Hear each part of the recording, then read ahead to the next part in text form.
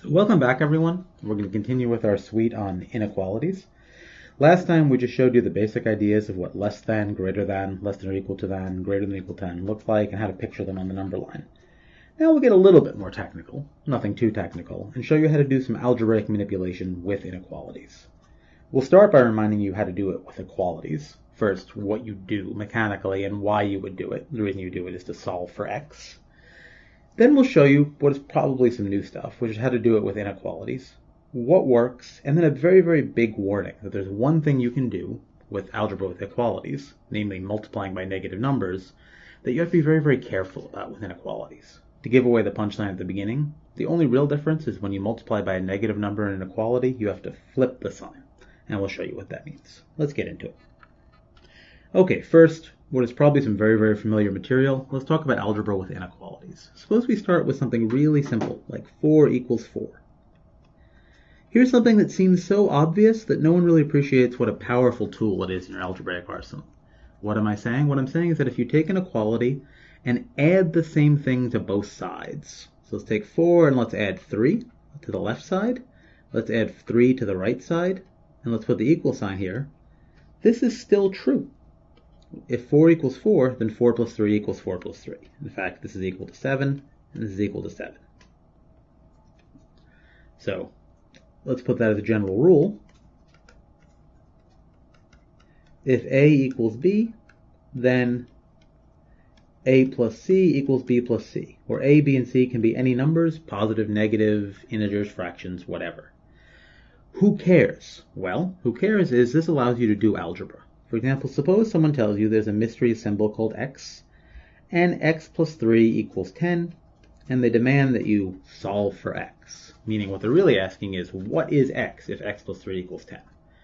With a simple one like this, you can sort of stare at it and say x probably has to be 7, but you can also do it rigorously and technically using this algebraic rule, this tool you have in your arsenal. How could you do it? Well, you look here and you want to isolate x.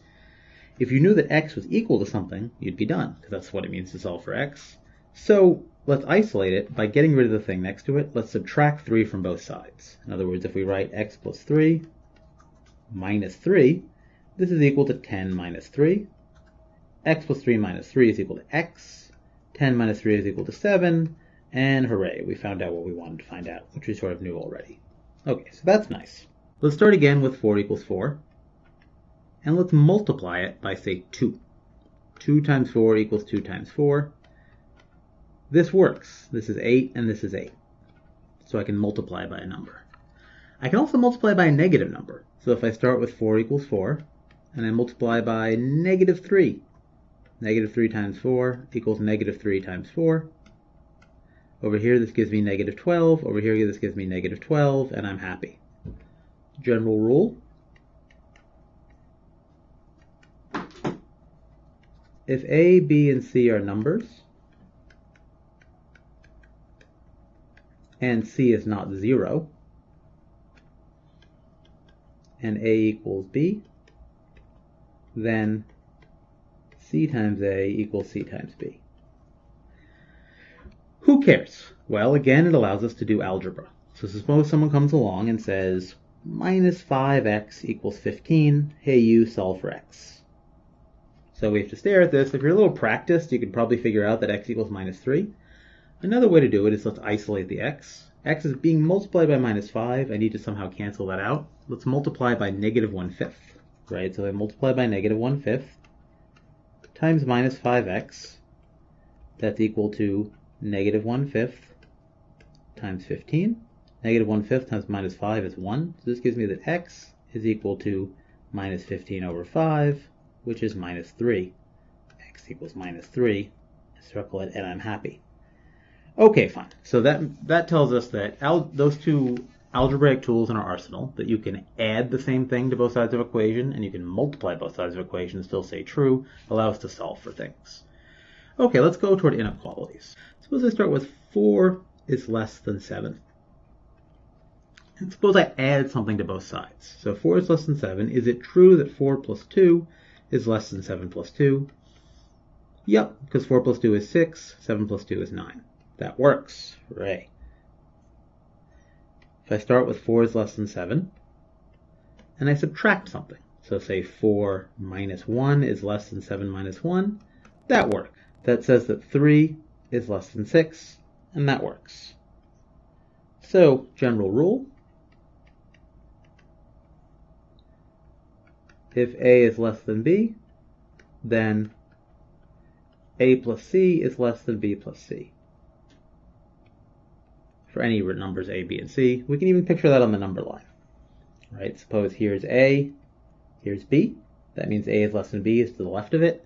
And I add C. If C is positive, that means I'm shifting A by C and I'm shifting B by C. There's no way that A plus C can jump over B plus C. Likewise, if C is negative. That's why that works, and that's often very powerful. That allows us to do algebra with inequalities just as before. So in other words, suppose someone tells us that x plus 3 is less than 10. And they ask us to tell us more about what that means about x. So if x plus 3 is less than 10, I can subtract 3 from both sides. And you all are sort of practice with that, so let's just see. If I subtract 3 from the left, I get x. If I subtract 3 from the right, I get 10 minus 3. In other words, x is less than 7.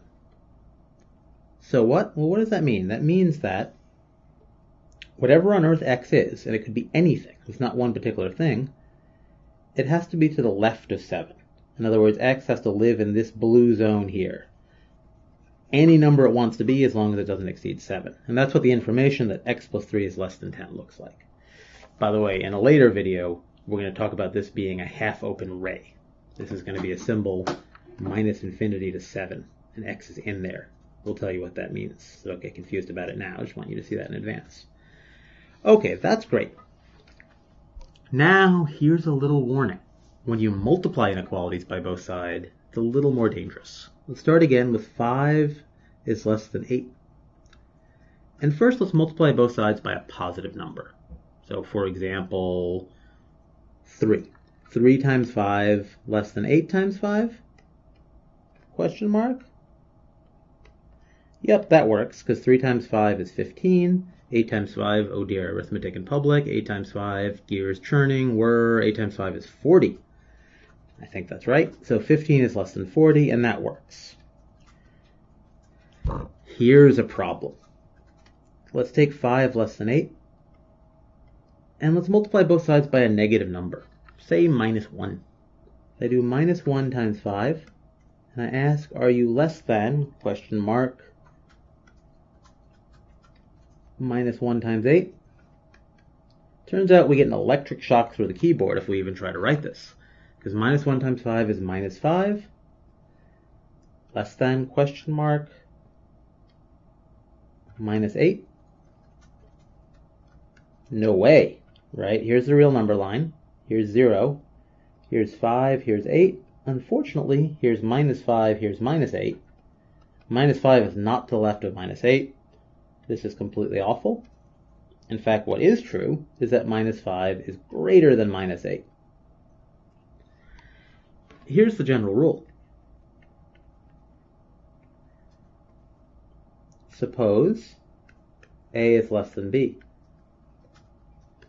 If C is greater than 0, A times C is less than B times C. But if C is less than 0, then A times C is greater than B times C, just as we saw here. So you have to flip the inequalities. Let's see one example of that.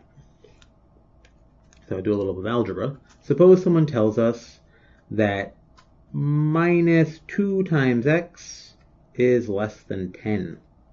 What does that mean about x? Well, let's multiply both sides by minus 1/2.